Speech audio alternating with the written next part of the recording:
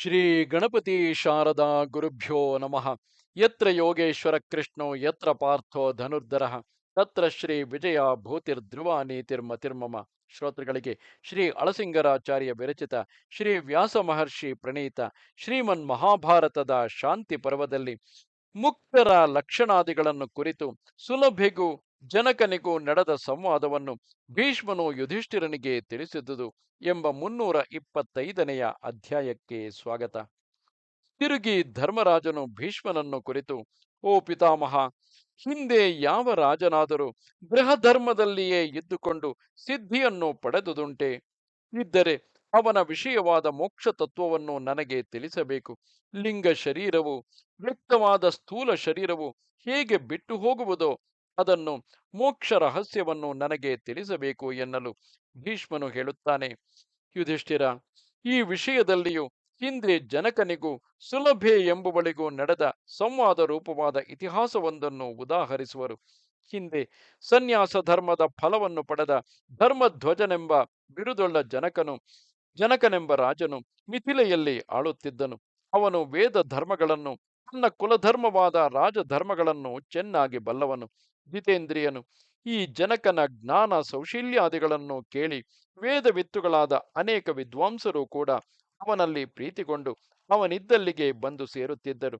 ಹೀಗಿರುವಾಗ ಧರ್ಮ ಪ್ರಧಾನವಾದ ಆ ಕಾಲದಲ್ಲಿ ಯೋಗ ನಿರತಳಾದ ಸುಲಭೆಯೆಂಬ ಸನ್ಯಾಸಿನಿಯೊಬ್ಬಳು ಭೂಸಂಚಾರವನ್ನು ಮಾಡುತ್ತಿದ್ದಳು. ಹೀಗೆ ಸಂಚರಿಸುತ್ತಿದ್ದಾಗ ಅವಳಿಗೆ ಅಲ್ಲಲ್ಲಿ ತ್ರಿದಂಡಿಗಳಾದ ಸನ್ಯಾಸಿಗಳು ಮಿಥಿಲಾಧಿಪತಿಯನ್ನು ಕುರಿತು ಹೇಳುತ್ತಿದ್ದ ಪ್ರಶಂಸಾ ವಾಕ್ಯಗಳು ಕಿವಿಗೆ ಬೀಳುತ್ತಿದ್ದವು. ಜನಕನು ಮೋಕ್ಷಶಾಸ್ತ್ರದಲ್ಲಿ ನಿಪುಣನೆಂಬ ವಿಷಯವನ್ನು, ಅವನ ಸಚ್ಚರಿತ್ರೆಗಳನ್ನು ಕೇಳಿ ಆಕೆಯು ಅದು ವಾಸ್ತವವೋ ಅಲ್ಲವೋ ಎಂದು ಸಂದೇಹಪಟ್ಟು ಆ ರಾಜನನ್ನು ನೋಡಬೇಕೆಂದು ಉದ್ದೇಶಿಸಿದಳು. ಒಡನೆಯೇ ಅವಳು ತನ್ನ ಯೋಗ ಶಕ್ತಿಯಿಂದ ತನ್ನ ಹಳೆಯ ರೂಪವನ್ನು ಮರೆಸಿಟ್ಟು ಉತ್ತಮವಾದ ಸುಂದರ ಸ್ತ್ರೀ ರೂಪವನ್ನು ತಾಳಿದಳು. ಅಂದವಾದ ಹುಬ್ಬುಗಳಿಂದಲೂ ಕಮಲ ದಳದಂತೆ ವಿಸ್ತಾರವಾದ ಕಣ್ಣುಗಳಿಂದಲೂ ಶೋಭಿಸುತ್ತಾ ಆಕೆಯು ಎವೆಹಾರುವಷ್ಟು ಹೊತ್ತಿನಲ್ಲಿ ಬಾಣವೇಗದಿಂದ ಹೊರಟು ವಿದೇಹರಾಜನ ಪಟ್ಟಣವನ್ನು ಸೇರಿದಳು. ಅವಳು ಜನಸಮೃದ್ಧವಾದ ಮತ್ತು ರಮ್ಯವಾದ ಮಿಥಿಲೆಯನ್ನು ಸೇರಿ ಅಲ್ಲಿ ಭಿಕ್ಷೆ ಎತ್ತುವ ವ್ಯಾಜದಿಂದ ಜನಕನ ಅರಮನೆಗೆ ಹೋದಳು. ಆಗ ಜನಕನು ಅವಳ ತೇಜಸ್ಸನ್ನು, ಸೌಂದರ್ಯವನ್ನು ನೋಡಿ ಆಶ್ಚರ್ಯಪಟ್ಟು, ಆಹಾ, ಇವಳು ಯಾರು? ಯಾರ ಕಡೆಯವಳು? ಎಲ್ಲಿಂದ ಬಂದಿರುವಳು ಎಂದು ಯೋಚಿಸುತ್ತಿದ್ದು, ಆಮೇಲೆ ಅವಳಿಗೆ ಸುಖಾಗಮನವನ್ನು ಹೇಳಿ ಉತ್ತಮಾಸನವನ್ನು ಕೊಟ್ಟು ಕೊಳ್ಳಿರಿಸಿದನು. ಅವಳನ್ನು ಅರ್ಘ್ಯಪಾದ್ಯಗಳಿಂದ ಪೂಜಿಸಿದನು. ಉತ್ತಮ ಭೋಜನದಿಂದ ಸತ್ಕರಿಸಿದನು. ಅವಳು ಭೋಜನ ಮಾಡಿ ತೃಪ್ತಳಾದ ಮೇಲೆ ರಾಜನು ಮಂತ್ರಿಗಳೊಡಗೂಡಿ ಅನೇಕ ಸೂತ್ರಾರ್ಥಗಳನ್ನು ಕೇಳಿ ತಿಳಿದ ಪಂಡಿತರ ನಡುವೆ ಆ ಭಿಕ್ಷುಕಿಯನ್ನು ಮಾತಾಡಿಸಲು ಪ್ರಾರಂಭಿಸಿದನು. ಆಗ ಸುಲಭೆಯಾದರೂ ಯೋಗದ ಮರ್ಮಗಳನ್ನೆಲ್ಲ ತಿಳಿದವಳಾದುದರಿಂದ ಆ ರಾಜನು ಯೋಗ ಧರ್ಮಗಳಲ್ಲಿ ತನ್ನಂತೆ ಮುಕ್ತನೋ ಅಲ್ಲವೋ ಎಂಬ ಸಂದೇಹವುಳ್ಳವಳಾಗಿ ತನ್ನ ಯೋಗ ಬಲವನ್ನು ಆಶ್ರಯಿಸಿ ತನ್ನ ಬುದ್ಧಿಯಿಂದ ಅವನ ಬುದ್ಧಿಯಲ್ಲಿಯೂ, ತನ್ನ ಕಣ್ಣುಗಳಿಂದ ಅವನ ಕಣ್ಣುಗಳಲ್ಲಿಯೂ, ತನ್ನ ಕಣ್ಣಿನ ಕಿರಣಗಳಿಂದ ಅವನ ಕಣ್ಣಿನ ಕಿರಣಗಳಲ್ಲಿಯೂ ಪ್ರವೇಶಿಸಿದಳು. ಹೀಗೆ ಅವಳು ಅವನನ್ನು ತನ್ನ ಯೋಗದ ಕಟ್ಟುಗಳಿಂದ ಕಟ್ಟಿಬಿಟ್ಟಳು. ಆಗ ಜನಕನು ತನ್ನನ್ನು ಮೂಗನನ್ನಾಗಿ ಮಾಡಬೇಕೆಂಬ ಅವಳ ದುರುದ್ದೇಶವನ್ನು ತಿಳಿದು ನಸುನಗುತ್ತಾ ತಾನೇ ತನ್ನ ಮನಸ್ಸಿನಿಂದ ಅವಳ ಮನಸ್ಸನ್ನು ಬಿಗಿದಿಟ್ಟುಕೊಂಡನು. ಛತ್ರವೇ ಮೊದಲಾದ ರಾಜಚಿಹ್ನಗಳಿಲ್ಲದ ಇವನಿಗೂ, ತ್ರಿದಂಡಾದಿ ಸನ್ಯಾಸ ಚಿಹ್ನಗಳಿಲ್ಲದ ಅವಳಿಗೂ ಪ್ರಶ್ನೋತ್ತರಗಳಿಗೆ ಆರಂಭವಾಯಿತು. ಆಗ ಜನಕನು ಅವಳನ್ನು ಕುರಿತು, ಎಲೈ ಭಗವತಿ, ಪೂಜ್ಯಳಾದ ನೀನು ಈ ಯೋಗಚರ್ಯೆಯನ್ನು ಎಲ್ಲಿ ಅಭ್ಯಸಿಸಿದೆ? ಈಗ ಎಲ್ಲಿಗೆ ಹೋಗುತ್ತಿರುವೆ? ಎಲ್ಲಿಂದ ಬರುತ್ತಿರುವೆ? ನೀನು ಯಾರಿಗೆ ಸಂಬಂಧಪಟ್ಟವಳು? ಶಾಸ್ತ್ರ ವಿಷಯದಲ್ಲಿಯೂ, ವಯಸ್ಸಿನ ವಿಷಯದಲ್ಲಿಯೂ, ಜಾತಿಯ ವಿಷಯದಲ್ಲಿಯೂ ನಿನ್ನ ನಿಜಸ್ಥಿತಿ ಏನೆಂದು ನನಗೆ ಏರ್ಪಡಲಿಲ್ಲ. ಆದುದರಿಂದ ಈ ವಿಷಯಗಳನ್ನು ನಮ್ಮಿಬ್ಬರ ಈ ಸಂವಾದಕ್ಕೆ ಮೊದಲು ನಾನು ತಿಳಿಯಬೇಕು. ರಾಜನಾದರೂ ನಾನೇನು ಛತ್ರಾದಿ ರಾಜಚಿಹ್ನೆಗಳಿಂದ ಮುಕ್ತನೆಂದೇ ತಿಳಿ. ನೀನು ನನಗೆ ಪೂಜ್ಯಳೆಂದು ತೋರುವುದರಿಂದ ನಿನ್ನ ವಿಷಯವನ್ನು ಕೇಳಬೇಕೆಂದಿರುವೆನು. ನನಗೆ ಈ ಮೋಕ್ಷ ಜ್ಞಾನವನ್ನು ಹೇಳಿದವರು ಯಾರೆಂಬುದನ್ನು ನಿನಗೆ ಮೊದಲು ತಿಳಿಸುವೆನು. ಮೋಕ್ಷಶಾಸ್ತ್ರವನ್ನು ಉಪದೇಶಿಸುವುದರಲ್ಲಿ ಅಸಮಾನನೆನಿಸಿದ ಪಂಚಶಿಖನೆಂಬ ಸನ್ಯಾಸಿಗೆ ನಾನು ಶಿಷ್ಯನು. ಆ ಮಹಾತ್ಮನು ಪರಾಶರ ಗೋತ್ರದವನು. ಅವನು ಸಾಂಖ್ಯ, ಯೋಗ, ರಾಜನೀತಿಗಳೆಂದು ಕರೆಯಲ್ಪಡುವ, ಅಂದರೆ ಜ್ಞಾನ, ಉಪಾಸನಾ ಕರ್ಮಗಳೆಂಬಿ ಮೂರು ಬಗೆಯ ಮೋಕ್ಷ ಧರ್ಮಗಳಲ್ಲಿಯೂ ಬಹುದೂರದವರೆಗೆ ಪರಿಶೀಲನೆ ಮಾಡಿ ಸಂದೇಹವನ್ನೆಲ್ಲ ನೀಗಿದವನು. ಆ ಪಂಚಶಿಖನೆಂಬ ಭಿಕ್ಷುವು ಸನ್ಯಾಸ ಧರ್ಮವನ್ನು ಅನುಸರಿಸಿ ಭೂಸಂಚಾರ ಮಾಡುತ್ತಾ ಒಮ್ಮೆ ಚಾತುರ್ಮಾಸ್ಯವನ್ನು ಕಳೆಯುವುದಕ್ಕಾಗಿ ನನ್ನ ಅರಮನೆಯಲ್ಲಿ 4 ತಿಂಗಳವರೆಗೆ ಸುಖವಾಗಿರುತ್ತಿದ್ದನು. ಸಾಂಖ್ಯದಲ್ಲಿಯೂ ಅರ್ಥಶಾಸ್ತ್ರದಲ್ಲಿಯೂ ನಿಪುಣನಾದ ಆ ಸನ್ಯಾಸಿಯು ನನಗೆ ಹಿಂದೆ ಹೇಳಿದ ಆ ಮೂರು ಬಗೆಯ ಧರ್ಮಗಳನ್ನು ಉಪದೇಶಿಸಿದನು.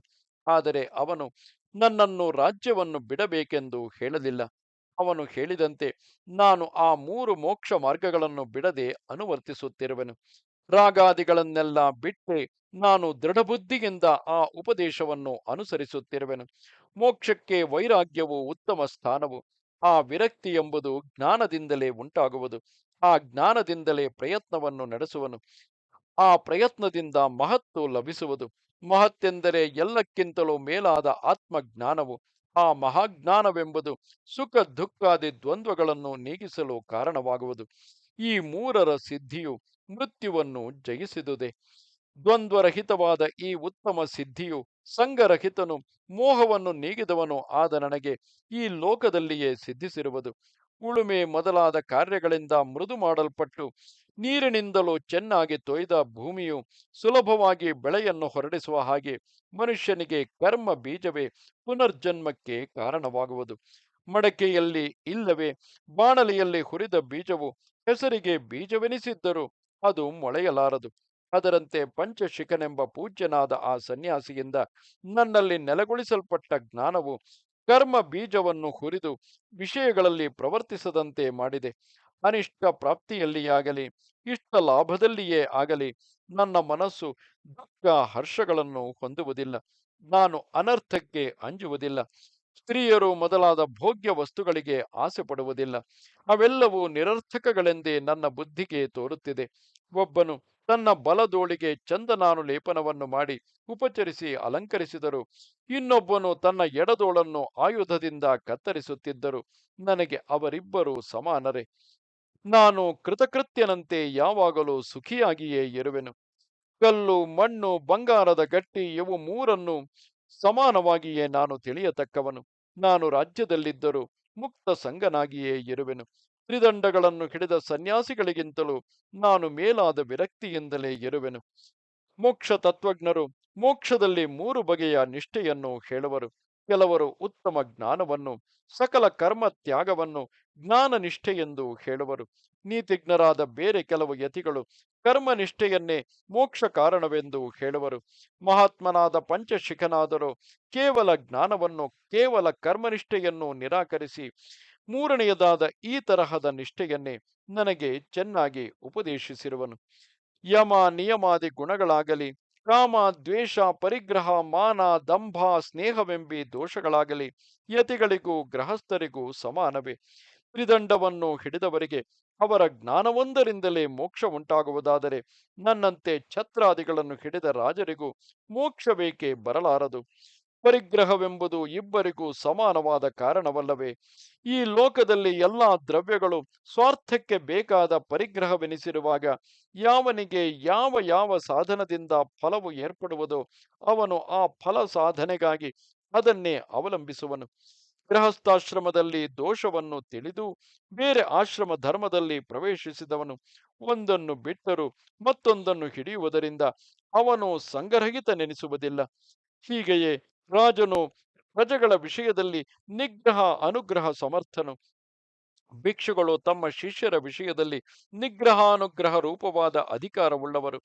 ಇಂತಹ ಅಧಿಕಾರವು ಇಬ್ಬರಿಗೂ ಸಮವಾಗಿರುವಾಗ ತ್ರಿದಂಡವನ್ನು ಹಿಡಿದ ಭಿಕ್ಷುಕರಿಗೆ ಮಾತ್ರ ಮುಕ್ತಿಗೆ ಅಧಿಕಾರವೆಂದು, ಅಸ್ತ್ರವನ್ನು ಹಿಡಿಸಿಕೊಂಡ ರಾಜರಿಗೆ ಅದಿಲ್ಲವೆಂದು ಹೇಳುವುದು ಹೇಗೆ? ಈ ವಿಷಯದಲ್ಲಿಯೂ ಇಬ್ಬರೂ ಸಮಾನರೇ. ಕೇವಲ ಜ್ಞಾನದಿಂದಲೇ ಮೋಕ್ಷವೆಂದು ಹೇಳುವ ಪಕ್ಷದಲ್ಲಿ ರಾಜನು ಅಧಿಕಾರ ಸ್ಥಾನದಲ್ಲಿದ್ದರೂ ಜ್ಞಾನಿಯಾದರೆ ಅವನಿಗೆ ಮುಕ್ತಿಯಿಲ್ಲವೆಂದು ಹೇಗೆ ಹೇಳುವುದು?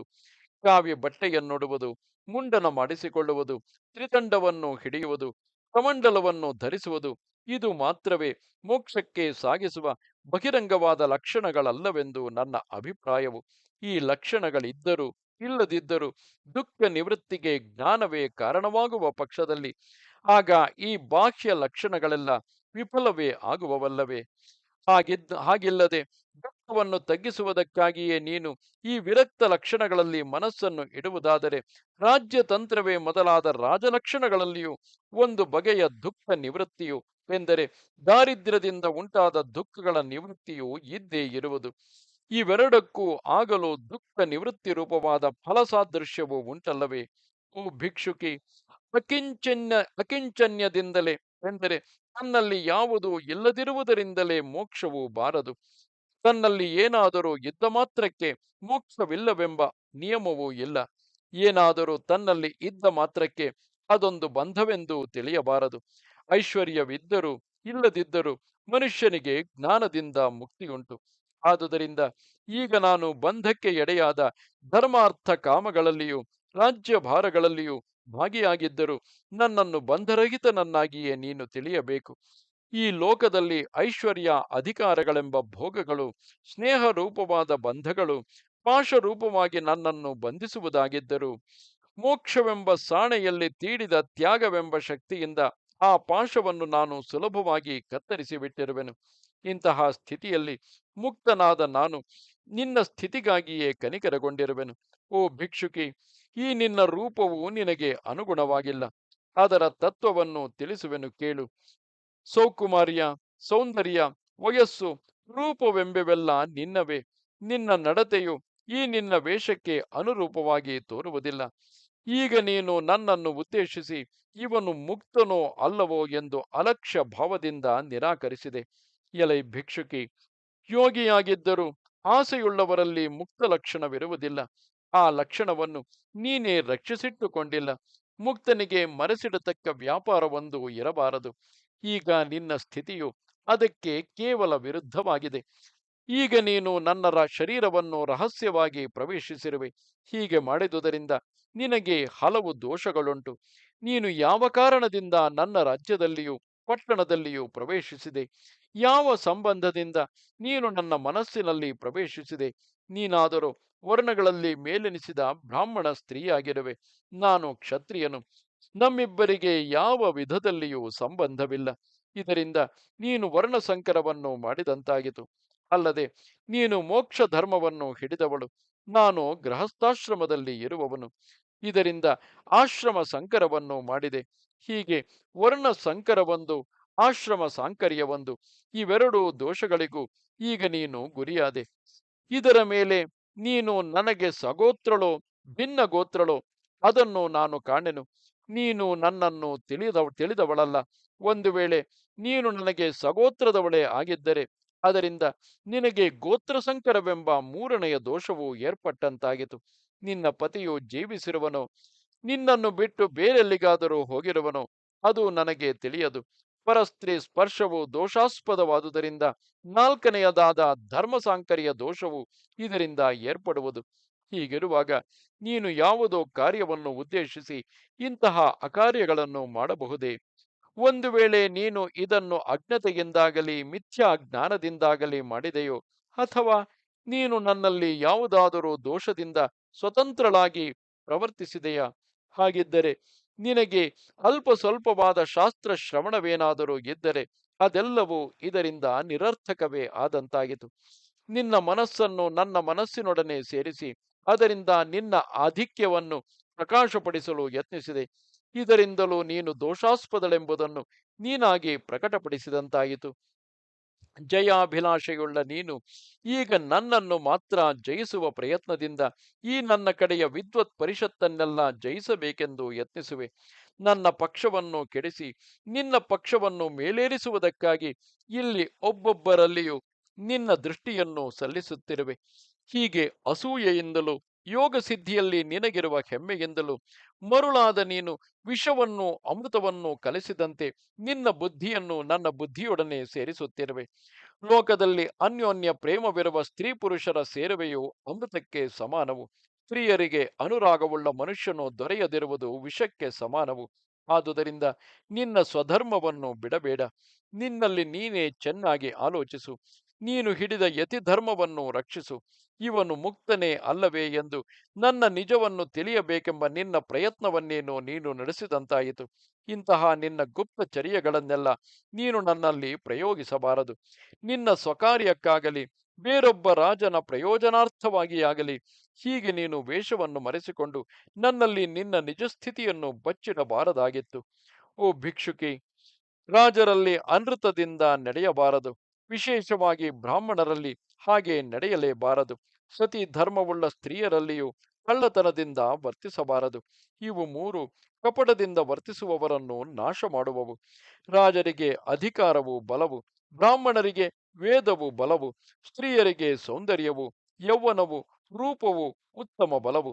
ಆದುದರಿಂದ ನನ್ನ ಶ್ರೇಯಸ್ಸನ್ನು ಕೋರುವವನು ಈ ಮೂರು ವಿಧವಾದ ಬಲವುಳ್ಳ ಮೂವರನ್ನು ರುಜು ಮಾರ್ಗದಿಂದಲೇ ಅನುವರ್ತಿಸಬೇಕು. ಅವರಲ್ಲಿ ಕಪಟ ಮಾರ್ಗವು ಕೇಡಿಗೆ ಕಾರಣವು. ಆದುದರಿಂದ ನೀನು ಮೊದಲೇ ನಿನ್ನ ಜಾತಿ ನನ್ನ ವಿದ್ಯೆ ನಿನ್ನ ನಿನ್ನ ಜಾತಿ ನಿನ್ನ ವಿದ್ಯೆ ನಿನ್ನ ಆಚಾರ ಅಭಿಪ್ರಾಯ ನಿನ್ನ ನಡತೆ ನೀನು ಇಲ್ಲಿಗೆ ಬಂದ ಉದ್ದೇಶ ಇವುಗಳನ್ನೆಲ್ಲ ಯಥಾರ್ಥವಾಗಿ ನನಗೆ ತಿಳಿಸಬೇಕಾಗಿದ್ದಿತು ಎಂದನು. ಓ ಧರ್ಮರಾಜ, ಹೀಗೆ ಜನಕನು ಅಹಿತವಾಗಿಯೂ ಅಯೋಗ್ಯವಾಗಿಯೂ ಅಸಮಂಜಸವಾಗಿಯೂ ತೋರುವ ಮಾತುಗಳನ್ನಾಡಿ ನಿರಾಕರಿಸಿದರು. ಅಲ್ಲಿಂದ ಆ ಸುಲಭೆಯು ಕದಲಲಿಲ್ಲ. ಅಲ್ಲದೆ ಆ ರಾಜನ ಮಾತನ್ನೆಲ್ಲ ಕೇಳಿದ ಮೇಲೆ ಸುಲಭೆಯು ಆ ಜನರ ಮುಂದೆ ತನ್ನ ರೂಪಕ್ಕಿಂತಲೂ ಮೇಲಾದ ಮಾತುಗಳಿಂದ ಅವನೊಡನೆ ಹೀಗೆಂದು ಹೇಳುವಳು. ರಾಜ, ವಾಕ್ಯಗೆ ಸಂಬಂಧಪಟ್ಟ ದೋಷಗಳು 9, ಬುದ್ಧಿಗೆ ಸಂಬಂಧಪಟ್ಟ ದೋಷಗಳೂ 9. ಈ ದೋಷಗಳೇನೂ ಇಲ್ಲದೆ ಉಚಿತಾರ್ಥವುಳ್ಳದಾಗಿ 18 ಗುಣಗಳಿಂದ ಕೂಡಿದುದಾಗಿ ಸೂಕ್ಷ್ಮ, ಸಾಂಖ್ಯ, ಕ್ರಮ, ನಿರ್ಣಯ, ಪ್ರಯೋಜನಗಳೆಂಬ 5 ವಿಷಯಗಳುಳ್ಳ ಶಬ್ದ ಸರಣಿಯು ವಾಕ್ಯವೆನಿಸುವುದು. ಪದ, ಪದಾರ್ಥ, ವಾಕ್ಯಗಳೆಂಬಿ ವಾಕ್ಯಗಳೆಂಬುವುಗಳ ಮೇಲೆ ಪ್ರವರ್ತಿಸತಕ್ಕ ಮೇಲೆ ಹೇಳಿದ ಸೂಕ್ಷ್ಮಾದಿ ವಿಚಾರಗಳ ಲಕ್ಷಣಗಳನ್ನು ಒಂದೊಂದಾಗಿ ತಿಳಿಸುವೆನು ಕೇಳು. ಬೇರೆ ಬೇರೆ ವಿಷಯಗಳಲ್ಲಿ ಬೇರೆ ಬೇರೆಯಾಗಿ ಪ್ರವರ್ತಿಸತಕ್ಕ ಭಿನ್ನ ಜ್ಞಾನಗಳಲ್ಲಿ ಬುದ್ಧಿಯನ್ನು ಒಳಹೋಗಿಸಿ ಅದನ್ನು ಗ್ರಹಿಸುವುದೇ ಸೂಕ್ಷ್ಮತೆ. ಒಂದು ಅರ್ಥವನ್ನು ಗ್ರಹಿಸಿ ಅದರ ಗುಣದೋಷಗಳನ್ನು ವಿವೇಕಿಸಿ ತಿಳಿಯುವುದು ಸಾಂಖ್ಯವು. ಇದನ್ನು ಮೊದಲು ಹೇಳಬೇಕು, ಇದನ್ನು ಆಮೇಲೆ ಹೇಳಬೇಕು ಎಂಬುದನ್ನು ನಿರ್ಣಯಿಸುವುದೇ ಮುಖ್ಯವೇ ಕ್ರಮವೆಂದು ವಾಕ್ಯ ಲಕ್ಷಣವನ್ನು ಬಲ್ಲವರು ಹೇಳುವರು.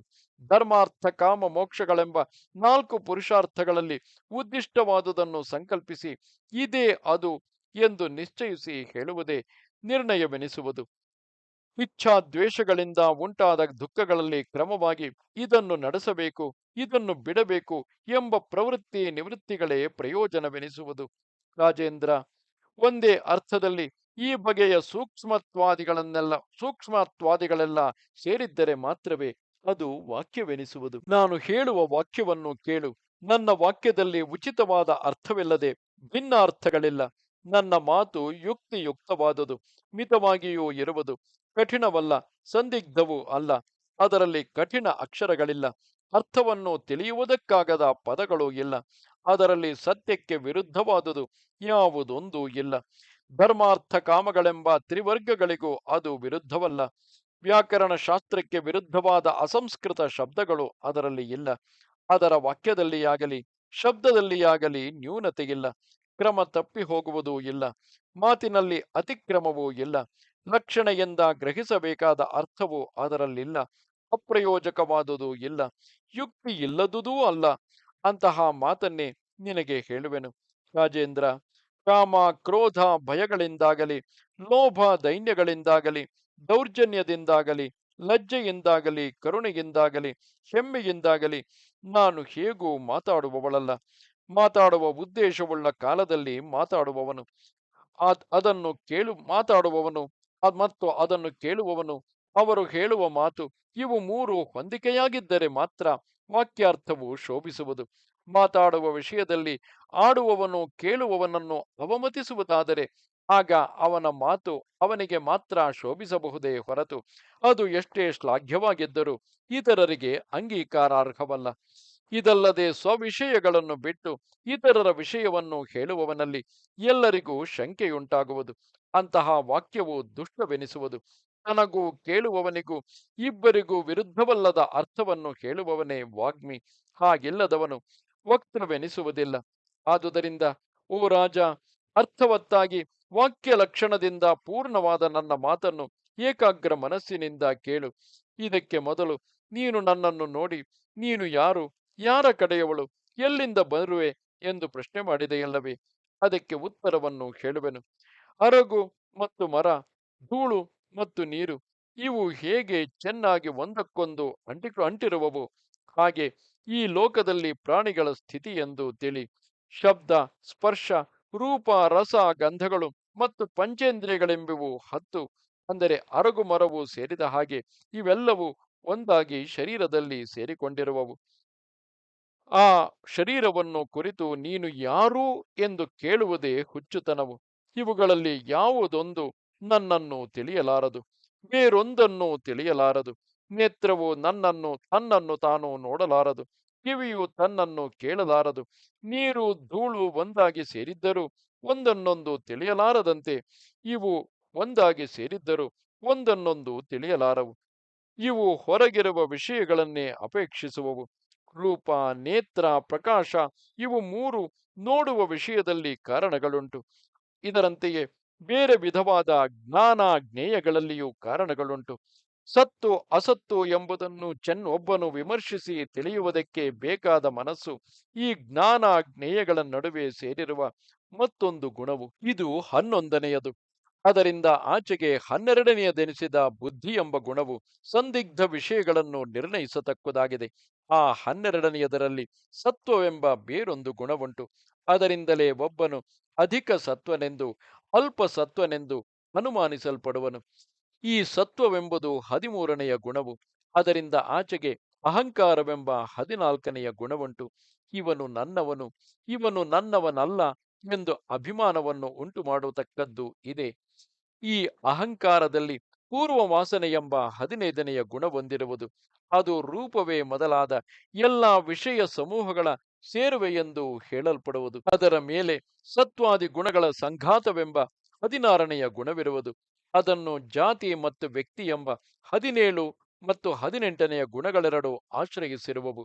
ಸುಖ ದುಃಖಗಳು, ಜನನ ಮರಣಗಳು, ಲಾಭಾಲಾಭಗಳು, ಪ್ರಿಯಾಪ್ರಿಯಗಳು ಎಂಬಿ ದ್ವಂದ್ವಗಳು 19ನೆಯ ಗುಣಗಳಾಗಿ ಎಣಿಸಲ್ಪಡುವವು. ಆ 19ಕ್ಕೆ ಮೇಲೆ ಕಾಲವೆಂಬ 20ನೆಯ ಗುಣ ಹೊಂದಿರುವುದು. ಭೂತಗಳ ಜನನ ಮರಣಗಳೆಲ್ಲ ಈ 20ರಿಂದಲೇ ಆಗುವುದೆಂದು ತಿಳಿ.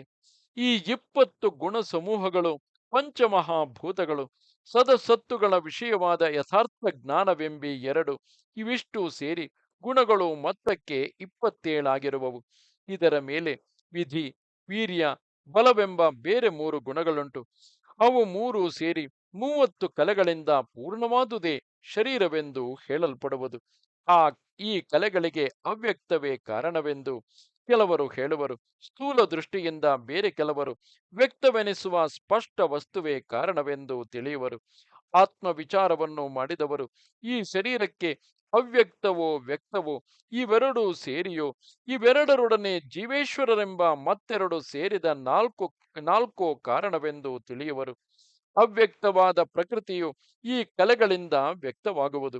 ರಾಜ, ನಾನು, ನೀನು, ಇತರ ಪ್ರಾಣಿಗಳು ಪ್ರಕೃತಿ ಕಾರ್ಯವೆಂದೇ ತಿಳಿ. ಗರ್ಭದಲ್ಲಿ ವೀರ್ಯವನ್ನಿಡುವುದು ಮೊದಲಾದ ಅವಸ್ಥೆಗಳೆಲ್ಲ ಶುಕ್ರ ಶೋಣಿತಗಳ ಸಂಬಂಧದಿಂದಲೇ ಉಂಟಾದವು. ಅವುಗಳ ಮಿಶ್ರಣದಿಂದ ಕಲಲವೆಂಬುದೊಂದು ಉತ್ಪನ್ನವಾಗುವುದು. ಆ ಕಲಲದಿಂದ ಬುದ್ಬುದವು, ಬುದ್ಬುದದಿಂದ ಪೇಶಿ ಎಂಬುದು, ಆ ಪೇಶಿಯಿಂದ ಅವಯವಗಳು, ಅವಯವಗಳಿಂದ ನಖಗಳು ಉಂಟಾಗುವವು.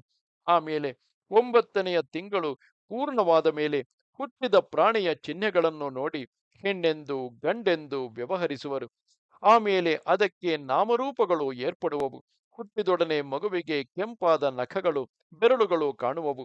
ಆಮೇಲೆ ಅವನಿಗೆ ಕೌಮಾರ ವಯಸ್ಸು, ಆಮೇಲೆ ಯೌವನ, ಅದರಿಂದಾಚೆಗೆ ವರ್ಧಕ, ಈ ಅವಸ್ಥಾ ಭೇದಗಳೆಲ್ಲ ಏರ್ಪಡುವವು. ಈ ರೀತಿಯಾಗಿ ಹಿಂದೆ ಕಳೆದು ಹೋದುದು ತಿರುಗಿ ಕಾಣುವ ಹಾಗಿಲ್ಲ. ಬೇರೆ ಬೇರೆ ರೂಪಾಂತರಗಳಿಂದ ಮೇಲೆ ಹೇಳಿದ ಕಲೆಗಳು ಕ್ಷಣ ಕ್ಷಣಕ್ಕೂ ಮಾರ್ಪಡುತ್ತಲೇ ಇರುವವು. ಇದು ಅತಿ ಸೂಕ್ಷ್ಮವಾಗಿರುವುದರಿಂದ ಕಾಣುವುದಿಲ್ಲ. ಅವುಗಳ ಉತ್ಪತ್ತಿ ವಿನಾಶಗಳು ತಿಳಿಯುವುದಿಲ್ಲ. ದೀಪಜ್ವಾಲೆಯಲ್ಲಿ ನಡೆಯುವ ಗತಿಯಂತೆ ಒಂದೊಂದು ಅವಸ್ಥೆಯು ತಿಳಿಯದಂತೆಯೇ ನಡೆದು ಹೋಗುವುದು. ಪ್ರಪಂಚವೆಲ್ಲವೂ ಇದೇ ಸ್ವಭಾವವುಳ್ಳದ್ದು. ಈ ಪ್ರಪಂಚವು ಒಳ್ಳೆ ವೇಗವುಳ್ಳ ಕುದುರೆಯಂತೆ ಯಾವಾಗಲೂ ಓಡುತ್ತಲೇ ಇರುವುದು. ಹೀಗಿರುವಾಗ ಯಾವನು ಎಲ್ಲಿಂದ ಬಂದಿರುವನು, ಎಲ್ಲಿಂದ ಬರಲಿಲ್ಲ, ಇದು ಯಾರಿಗೆ ಸಂಬಂಧಪಟ್ಟದು, ಇದರಲ್ಲಿ ಯಾರಿಗೆ ಸಂಬಂಧವಿಲ್ಲ, ಇದು ಎಲ್ಲಿಂದ ಬರುವುದು, ಎಲ್ಲಿಂದ ಬರಲಿಲ್ಲ, ಇದರಲ್ಲಿ ಪ್ರಾಣಿಗಳಿಗೆ ತಮ್ಮ ಅವಯವಗಳೊಡನೆ ತಾನೇ ಯಾವ ಸಂಬಂಧವುಂಟು ಎಂಬಿ ಪ್ರಶ್ನೆಗಳಿಗೆಲ್ಲ ಅವಕಾಶವೆಲ್ಲಿದೆ? ಸೂರ್ಯನಿಂದಲೂ ಸೂರ್ಯಕಾಂತ ಮಣಿಯಿಂದಲೂ ಲತೆಗಳಿಂದಲೂ ಅಗ್ನಿಯು ಉಂಟಾಗುವ ಹಾಗೆ ಕಲೆಗಳ ಸಮುದಾಯದಿಂದ ಜಂತುಗಳು ಉತ್ಪನ್ನವಾಗುವವು. ನೀನು ನಿನ್ನ ಶರೀರದಲ್ಲಿ ನಿನ್ನ ಮನಸ್ಸಿನಿಂದ ಆತ್ಮವನ್ನು ನೋಡುವ ಹಾಗೆ ಇತರರಲ್ಲಿ ನೀನು ಆ ಆತ್ಮವನ್ನು ಏಕೆ ನೋಡಲಾರೆ?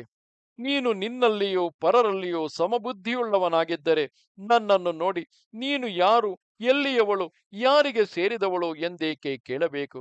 ರಾಜ, ಇದು ನಮಗೆ ಬೇಕು, ಇದು ಬೇಡವೆಂಬ ಇಚ್ಛಾ ದ್ವೇಷಗಳೆಂಬ ದ್ವಂದ್ವಗಳೇ ಇಲ್ಲದವನಿಗೆ ಮತ್ತೊಬ್ಬರನ್ನು ನೋಡಿ ನೀನು ಯಾರು, ಎಲ್ಲಿಯವಳು ಇತ್ಯಾದಿ ಪ್ರಶ್ನೆಗಳನ್ನು ಕೇಳಿ ಆಗಬೇಕಾದುದೇನು? ಶತ್ರು ಮಿತ್ರರು, ಉದಾಸೀನರು, ಜಯಾಪಜಯಗಳು, ಸಂಧಿ ವಿಗ್ರಹಗಳು, ಇವುಗಳಲ್ಲಿ ಅವಕ್ಕೆ ತಕ್ಕಂತೆ ಬೇರೆ ಬೇರೆ ಪ್ರವೃತ್ತಿ ಸ್ವಭಾವವುಳ್ಳ ರಾಜನಲ್ಲಿ ಮುಕ್ತನ ಲಕ್ಷಣವೆಲ್ಲಿಯದು?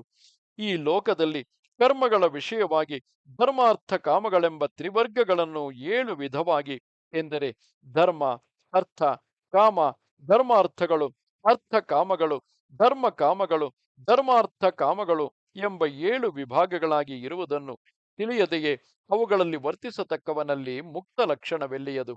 ಯಾವನ ದೃಷ್ಟಿಯು ಪ್ರಿಯನಲ್ಲಿಯೂ ಅಪ್ರಿಯನಲ್ಲಿಯೂ ಬಲವಂತನಲ್ಲಿಯೂ ದುರ್ಬಲನಲ್ಲಿಯೂ ಸಮಾನವಾಗಿ ಇರುವುದಿಲ್ಲವೋ ಅವನಲ್ಲಿ ಮುಕ್ತ ಲಕ್ಷಣವಾದರೂ ಎಲ್ಲಿಯದು? ಆದುದರಿಂದ ಯೋಗ ಬಲವಿಲ್ಲದವನಿಗೆ ಮೋಕ್ಷದಲ್ಲಿ ಇಚ್ಛೆ ಎಂಬುದು, ಅಪಥ್ಯಗಾರನಿಗೆ ಔಷಧವು ಪ್ರಯೋಜನವಿಲ್ಲವೆಂದು ನಿಲ್ಲಿಸುವ ಹಾಗೆ ನಿನ್ನ ಹಿತೈಷಿಗಳಿಂದಲೇ ನಿನ್ನಲ್ಲಿ ಅದು ನಿವಾರಿಸಲ್ಪಡಬೇಕು. ಹೆಂಡಿರು ಮೊದಲಾದ ಆಯಾ ಸಂಘಮೂಲಗಳನ್ನು ನಿನ್ನಲ್ಲಿ ನೀನೇ ಚೆನ್ನಾಗಿ ಆಲೋಚಿಸಿ ನಿನ್ನ ಆತ್ಮದಲ್ಲಿಯೇ ಕಂಡುಕೊಳ್ಳಬೇಕು. ಮುಕ್ತನಿಗೆ ಬೇರೆ ಲಕ್ಷಣವೇನಿದೆ? ಮೋಕ್ಷವನ್ನು ಉದ್ದೇಶಿಸುವ ನಿನಗೆ ಭೋಜನ, ಶಯನ, ವೇಷ, ಭೋಗಗಳೆಂಬ 4 ಕರ್ಮಗಳಿಂದಾದ ಬೇರೆ ಕೆಲವು ಸಂಘ ಸ್ಥಾನಗಳನ್ನು ತಿಳಿಸುವೆನು ಕೇಳು. ಈ ಸಮಸ್ತ ಭೂಮಿಯನ್ನು ಏಕಛತ್ರಾಧಿಪತ್ಯದಿಂದ ಆಳುವ ಚಕ್ರವರ್ತಿಯಾದರೂ ವಾಸಿಸತಕ್ಕ ಪಟ್ಟಣವು ಒಂದೇ. ಆ ಪಟ್ಟಣದಲ್ಲಿಯೂ ಅವನಿಗೆ ಇರತಕ್ಕ ಸ್ಥಳವು ಒಂದೇ ಮನೆ. ಆ ಮನೆಯಲ್ಲಿಯೂ ಅವನು ಮಲಗುವ ಕೋಣೆಯು ಒಂದೇ. ಆ ಕೋಣೆಯೊಳಗು ಒಂದೇ ಹಾಸಿಗೆ. ಅದರಲ್ಲಿಯೂ ಪತ್ನಿಯನ್ನು ಪಕ್ಕದಲ್ಲಿ ಮಲಗಿಸಿಟ್ಟುಕೊಂಡವನಿಗೆ ಆ ಹಾಸಿಗೆಯ ಅರ್ಧಭಾಗಕ್ಕೆ ಮಾತ್ರ ಅಧಿಕಾರವು. ಇದರಂತೆ ರಾಜನು ಸಂಪತ್ತಿನಲ್ಲಿಯೂ ವಸ್ತ್ರ ಭೋಜನಾದಿಗಳಲ್ಲಿಯೂ ತನಗಿರುವ ಪೂರ್ಣ ಬಾಧ್ಯತೆಯಿಂದ ಅನುಭವಿಸುವ ಫಲವೇನೋ ಅತ್ಯಲ್ಪವಾದುದೇ. ಶಿಕ್ಷಣ ರಕ್ಷಣ ವಿಷಯದಲ್ಲಿಯೂ ರಾಜನು ಯಾವಾಗಲೂ ತನ್ನ ವಶನಲ್ಲ. ಹೀಗಿರುವಾಗಲೂ ಅವನು ಸ್ವಲ್ಪ ಫಲಕ್ಕಾಗಿ ಸಂತೋಷಿಸುವನು. ಸಂಧಿ ವಿಗ್ರಹಗಳಲ್ಲಿಯೂ ರಾಜನಿಗೆ ಸ್ವಾತಂತ್ರ್ಯವಿಲ್ಲ. ಸ್ತ್ರೀಯರ ವಿಷಯದಲ್ಲಿಯೂ ಕ್ರೀಡಾ ವಿಹಾರಗಳಲ್ಲಿಯೂ ಅವನಿಗೆ ಅಸ್ವಾತಂತ್ರ್ಯವೇ. ಮಂತ್ರಿಗಳೊಡನೆ ಮಂತ್ರಾಲೋಚನೆಯಲ್ಲಿ ಕೂಡ ಅವನಿಗೆ ಸ್ವಾತಂತ್ರ್ಯವೆಲ್ಲಿಯದು. ಮತ್ತೊಬ್ಬರಿಗೆ ಆಜ್ಞೆ ಮಾಡುವಾಗ ಮಾತ್ರ ಅವನು ತನಗೆ ಸ್ವತಂತ್ರವುಂಟೆಂದು ತಿಳಿಯಬಹುದು. ಆದರೇನು, ಒಂದೊಂದು ಕ್ಷಣದಲ್ಲಿಯೂ ಅವನು ಆಯಾ ಗುಣಗಳಿಗೆ ಅಧೀನನಾಗಿ ತನ್ನ ವಶವಿಲ್ಲದೆಯೇ ಕಾರ್ಯಗಳನ್ನು ನಡೆಸುವನು. ಅವನಿಗೆ ನಿದ್ರೆಯಿಂದ ಕಣ್ಣು ಬಿಗಿಯುತ್ತಿದ್ದಾಗಲೂ ರಾಜ ಕಾರ್ಯಗಳ ನಿರ್ಬಂಧದಿಂದ ಕೆಲವು ವೇಳೆ ಅವನಿಗೆ ನಿದ್ರೆ ಮಾಡುವುದಕ್ಕೂ ಸ್ವಾತಂತ್ರ್ಯವಿಲ್ಲ. ಹಾಸಿಗೆಯ ಮೇಲೆ ಮಲಗಿದ್ದಾಗಲೂ ಬಲಾತ್ಕಾರದಿಂದ ಎಬ್ಬಿಸಲ್ಪಡುವನು. ಯಾವ ಕಾರ್ಯವನ್ನು ಮಾಡುವುದಕ್ಕೂ ಅವನಿಗೆ ಸ್ವಾತಂತ್ರ್ಯವೇ ಸಾಲದು. ಆಗಾಗ ಮತ್ತೊಬ್ಬರು ಬಂದು, ಹೇಳು, ಸ್ನಾನ ಮಾಡು, ಭೋಜನಕ್ಕೆ ಬಾ, ಪಾನ ಮಾಡು, ಹೋಮವನ್ನು ನಡೆಸು, ಯಾಗ ಮಾಡು, ಹೀಗೆ ಹೇಳು, ಅದನ್ನು ಕೇಳು ಎಂದು ಹೇಳಿದಾಗ ಮಾತ್ರವೇ ಅರಸನು ತನಗೂ ವಶವಿಲ್ಲದೆ ಆಯಾ ಕಾರ್ಯಗಳನ್ನು ಮಾಡುವನು. ಇದಲ್ಲದೆ ಆಗಾಗ ಜನಗಳು ಬಂದು ಯಾಚಿಸುವರು. ಭಂಡಾರವನ್ನು ಹೆಚ್ಚಿಸಬೇಕೆಂಬ ಆತುರವುಳ್ಳ ರಾಜನಿಗೆ ದಾನ ಮಾಡುವುದಕ್ಕೂ ಮನಸ್ಸು ಬಾರದು. ಕೈಬಿಟ್ಟು ಕೊಡುತ್ತಿದ್ದರೆ ಬೊಕ್ಕಸವು ಬರಿದಾಗುವುದು. ಉದಾರಿಯಾದ ರಾಜನಿಗೆ ಅವನ ಕಡೆಯವರಲ್ಲಿಯೇ ವಿರೋಧವು ಏರ್ಪಡುವುದು. ಒಂದು ಕ್ಷಣ ಮಾತ್ರದಲ್ಲಿ ಅವನಿಗೆ ಬೇಸರವನ್ನು ಉಂಟು ಮಾಡತಕ್ಕ ದೋಷಗಳು ಅದೆಷ್ಟೋ ಬಂದೊದಗುವವು. ತನ್ನ ಸಮೀಪದಲ್ಲಿಯೇ ಇದ್ದು ತನ್ನನ್ನು ಸೇವಿಸುತ್ತಿದ್ದರೂ ಪ್ರಾಜ್ಞರು, ಶೂರರು, ವೈದ್ಯರು ಇವರ ವಿಷಯದಲ್ಲಿ ರಾಜನಿಗೆ ಶಂಕೆ ಇದ್ದೇ ಇರುವುದು. ಭಯ ಕಾರಣವಿಲ್ಲದಿದ್ದಾಗಲೂ ತನ್ನ ಸೇವಕರ ವಿಷಯದಲ್ಲಿ ಪ್ರತಿ ಕ್ಷಣವೂ ಅವನು ಭಯಪಡುತ್ತಿರುವನು. ಓ ರಾಜ, ಹೀಗಿರುವುದರಿಂದ ಹಿಂದೆ ಹೇಳಿದವರೆಲ್ಲರೂ ರಾಜನ ವಿಷಯದಲ್ಲಿ ಶಂಕೆಗೆ ಎಡೆಯಾದವರುಗಳೇ. ಇವನಿಗೆ ಅವರಿಂದ ಎಷ್ಟು ಭೀತಿ ಇರುವುದು ಎಂಬುದನ್ನು ಯೋಚಿಸಿ ನೋಡು. ಪ್ರತಿಯೊಬ್ಬನು ತನ್ನ ಮನೆಯಲ್ಲಿ ತಾನು ರಾಜನೇ. ತಮ್ಮ ತಮ್ಮ ಮನೆಯಲ್ಲಿ ಶಿಕ್ಷೆ ರಕ್ಷೆಗಳನ್ನು ಮಾಡುವ ಸ್ವಾತಂತ್ರ್ಯವುಳ್ಳ ಪ್ರತಿಯೊಬ್ಬ ಗೃಹಸ್ಥನು ತನಗೆ ತಾನು ಅರಸನಿಗೆ ಸಮಾನನೇ. ಹೆಂಡಿರು, ಮಕ್ಕಳು, ಶರೀರ, ಬೊಕ್ಕಸ, ಮಿತ್ರರು, ಇತರ ಸಂಗ್ರಹಗಳು ಎಲ್ಲರೂ ಆಯಾ ಕಾರಣಗಳನ್ನು ಅನುಸರಿಸಿ ರಾಜನಿಗೂ ಇತರರಿಗೂ ಸಮಾನರೇ. ದೇಶವು ಕೆಟ್ಟು ಹೋಯಿತು, ಪಟ್ಟಣವು ಮುರಿದು ಹೋಯಿತು, ದಾನೆಯು ಸತ್ತಿತು ಎಂಬಿ ವಿಚಾರಗಳು ಲೋಕಕ್ಕೆಲ್ಲ ಸರ್ವಸಾಮಾನ್ಯವಾಗಿದ್ದರು. ರಾಜನು ಅವುಗಳನ್ನು ತನ್ನದು ಎಂಬ ಪ್ರತ್ಯೇಕವಾದ ಮಮತೆಯಿಂದ ತನ್ನಲ್ಲಿ ತಾನು ಕೊರಗಿ ಸಂಕಟಪಡುವನು. ಇಚ್ಛೆ, ದ್ವೇಷ, ಪ್ರೀತಿ ಮುಂತಾದವುಗಳಿಂದೊಡ ಉಂಟಾದ ಮನೋದುಃಖಗಳು ರಾಜನನ್ನು ಬಿಟ್ಟುದಲ್ಲ. ತಲೆ ಶೂಲೆ ಮೊದಲಾದ ರೋಗಗಳಿಂದ ಅವನು ಪೀಡಿಸಲ್ಪಡುವನು. ದುಃಖ ಕಾರಣಗಳಾದ ದ್ವಂದ್ವಗಳಿಂದಲೂ ಅವನು ಸಂಕಟಕ್ಕೊಳಗಾಗುವನು. ಒಂದೊಂದಕ್ಕೂ ಹೆದರುವನು. ಅನೇಕರಿಗೆ ಆಸೆ ಹುಟ್ಟಿಸತಕ್ಕ ರಾಜ್ಯದಲ್ಲಿ ಶತ್ರುಗಳು ಕಣ್ಣಿಟ್ಟು ಕಾದಿರುವರು.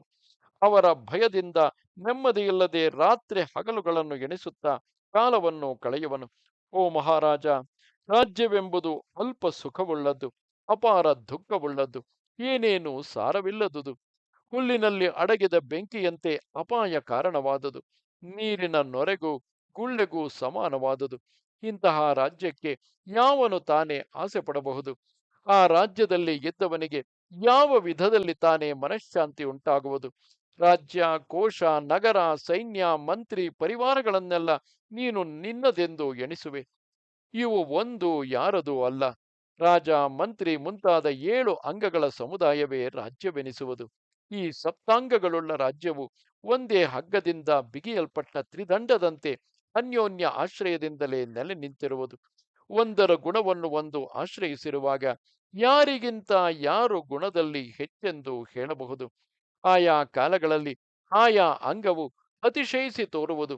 ಒಂದರಿಂದ ಒಂದು ಕಾರ್ಯಸಾಧನವಾದಾಗ ಅದಕ್ಕೆ ಪ್ರಾಧಾನ್ಯವೂ ತೋರುವುದು. ಹೀಗೆ ಸಪ್ತಾಂಗಗಳ ಸಮುದಾಯವು ಕ್ಷಯ, ಸ್ಥಾನ, ವೃದ್ಧಿಗಳೆಂಬುವು 3 ಸೇರಿದ ಈ ದಶವರ್ಗವೇ ರಾಜ್ಯವನ್ನು ನಡೆಸುತ್ತಿರುವುದು. ಕ್ಷತ್ರಿಯ ಧರ್ಮದಲ್ಲಿ ಉತ್ಸಾಹದಿಂದ ಇರತಕ್ಕ ರಾಜನು ಈ 10 ಭಾಗಗಳಿಂದಲೂ ಸಂತೋಷ ಪಡುವನು. ಬೇರೆಯವರು ಅದಕ್ಕಿಂತಲೂ ಕಡಿಮೆ ಭಾಗದಿಂದ ಸಂತೋಷಿಸುವರು. ಇಷ್ಟೇ ಭೇದವು. ಮಹಾರಾಜ, ಪ್ರತ್ಯೇಕವಾಗಿ ಅರಸನೆಂಬುವನು ಒಬ್ಬನೂ ಇಲ್ಲ. ರಾಜನಿಲ್ಲದೆ ರಾಜ್ಯವೂ ಇಲ್ಲ. ರಾಜ್ಯವಿಲ್ಲದ ಮೇಲೆ ಧರ್ಮವೆಲ್ಲಿಯದು? ಧರ್ಮವಿಲ್ಲದಿದ್ದರೆ ಪರಲೋಕವೂ ಇಲ್ಲ. ಈ ಲೋಕದಲ್ಲಿ ರಾಜನನ್ನು, ರಾಜ್ಯವನ್ನು ಪಾವನ ಮಾಡತಕ್ಕುದಾಗಿ ಭೂಮಿಯನ್ನೇ ದಕ್ಷಿಣೆಯಾಗಿ ಉಳ್ಳ ಅಶ್ವಮೇಧವೆಂಬ ಪರಮ ಧರ್ಮಕ್ಕೂ ಆಗ ಪ್ರವೃತ್ತಿಯಿಲ್ಲ. ಓ ರಾಜ, ಅರಸರಿಗೆ ದುಃಖ ಕಾರಣಗಳಾದ ಇಂತಹ ಕಾರ್ಯಗಳನ್ನು 100,000 ಲೆಕ್ಕದಿಂದ ನಾನು ನಿರೂಪಿಸಿ ಹೇಳಬಲ್ಲೆನು. ಅದಿರಲಿ, ನನ್ನ ಶರೀರದಲ್ಲಿಯೇ ನನಗೆ ಸಂಬಂಧವಿಲ್ಲ, ಅನ್ಯರ ಶರೀರದಲ್ಲಿ ನನಗೆ ಸಂಬಂಧವೆಂದರೇನು? ಹೀಗೆ ವಿರಕ್ತಳಾಗಿ ಯೋಗ ನಿರತಳಾದ ನನ್ನನ್ನು ನೋಡಿ ನೀನು ಅಂತಹ ಮಾತುಗಳನ್ನೆಲ್ಲ ಆಡಬಾರದು. ನೀನು ಆ ಪಂಚಶಿಖ ಮುನಿಯಿಂದ ಉಪಾಯಗಳೊಡನೆಯೂ ರಹಸ್ಯಗಳೊಡನೆಯೂ ಯಮ ಮೊದಲಾದ ಉಪಾಸನಾಂಗಗಳೊಡನೆಯೂ ಸಿದ್ಧಾಂತದೊಡನೆಯೂ ಕೂಡಿದ ಮೋಕ್ಷ ಧರ್ಮವನ್ನು ಪೂರ್ಣವಾಗಿ ಕೇಳಿರುವುದಾಗಿ ಹೇಳಿದೆ.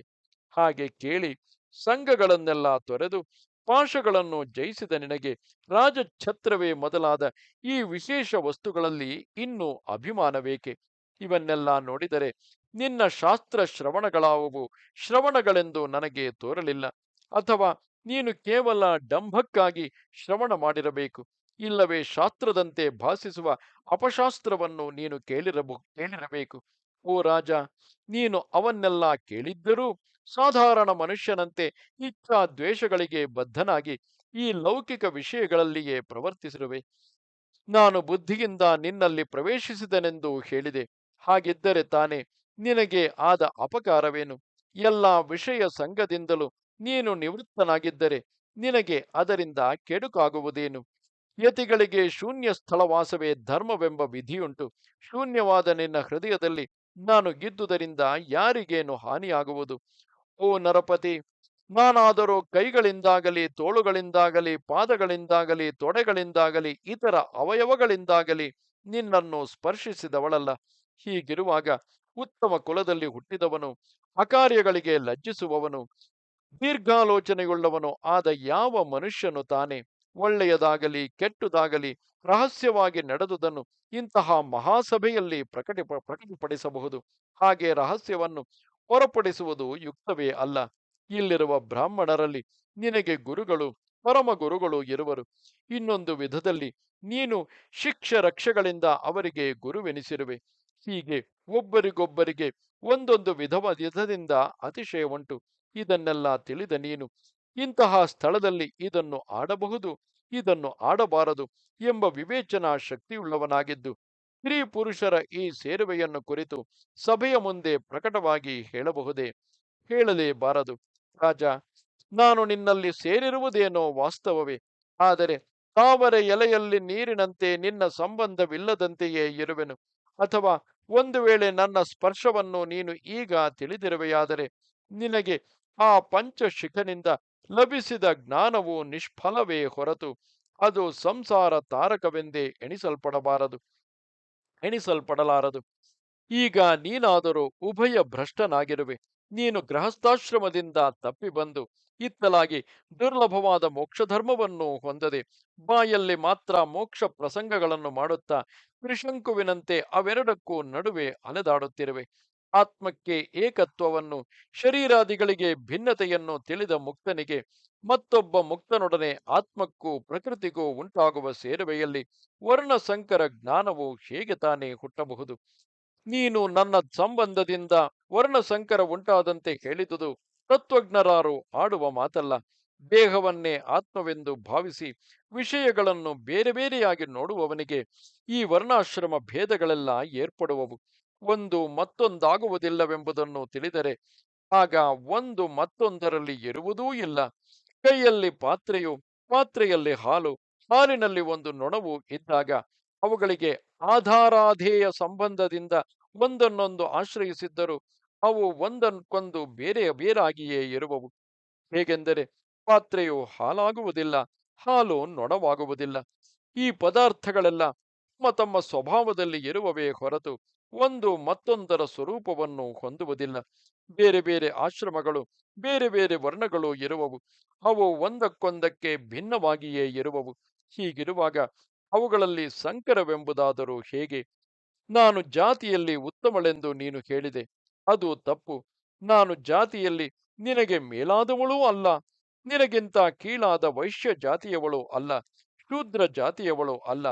ನಾನು ನಿನಗೆ ಸಮಾನ ಜಾತಿಯವಳೆ, ಶುದ್ಧವಾದ ಜನ್ಮವುಳ್ಳವಳು, ದೋಷರಹಿತಳು. ರಾಜ, ಪ್ರಧಾನನೆಂಬ ರಾಜರ್ಷಿಯ ಹೆಸರು ನಿನ್ನ ಕಿವಿಗೆ ಬಿದ್ದಿರಬಹುದು. ನಾನು ಆ ರಾಜರ್ಷಿಯ ಕುಲದಲ್ಲಿ ಹುಟ್ಟಿದವಳು. ನನಗೆ ಸುಲಭೆ ಎಂದು ಹೆಸರು. ದ್ರೋಣಗಿರಿ, ಶತಶೃಂಗಗಿರಿ, ಶಕ್ರದ್ವಾರವೆಂಬಿ ಬೆಟ್ಟಗಳೇ ನನ್ನ ಪೂರ್ವಿಕರಿಂದ ಯಾಗಗಳಲ್ಲಿ ಅಗ್ನಿ ಚಯನಗಳಾಗಿ ಇಷ್ಟಕ ಸ್ಥಾನದಲ್ಲಿ ಇಡಲ್ಪಟ್ಟಿವೆ.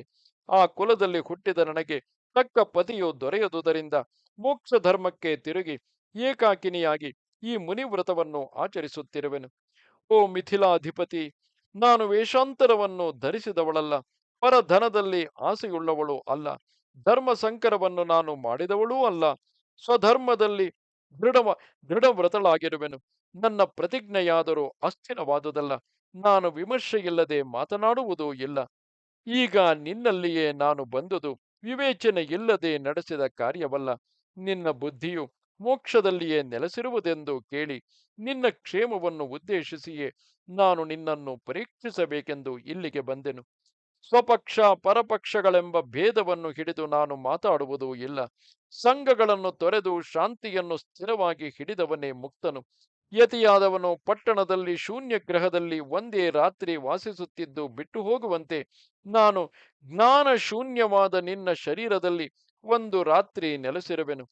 ಗೌರವದಿಂದಲೂ ಪ್ರಿಯ ಭಾಷಣದಿಂದಲೂ ಆತಿಥ್ಯದಿಂದಲೂ ನಿನ್ನಿಂದ ಸತ್ಕೃತಳಾದ ನಾನು ನಾಳೆಯೇ ಹೊರಟು ಹೋಗುವೆನು ಎಂದು ಹೇಳಿದಳು. ಓ ಧರ್ಮರಾಜ, ಹೀಗೆ ಆ ಸುಲಭೆಯು ಅರ್ಥವತ್ತಾಗಿಯೂ ಯುಕ್ತಿಯುಕ್ತವಾಗಿಯೂ ಹೇಳಿದ ಮಾತನ್ನು ಕೇಳಿ ಜನಕನು ಮುಂದೆ ಬಾಯೆತ್ತಲಾರದೆ ಸುಮ್ಮನಾದನು. ಇದು 325ನೆಯ ಅಧ್ಯಾಯವು. ನಮಸ್ತೆ ಶಾರದೆ ದೇವಿ, ಕಾಶ್ಮೀರ ಪುರವಾಸಿನಿ, ತ್ವಾಮಹಂ ಪ್ರಾರ್ಥಿಗೆ ನಿತ್ಯಂ, ವಿದ್ಯಾದಾನಂಚ ದೇಹಿಮೆ. ನಮಸ್ಕಾರ.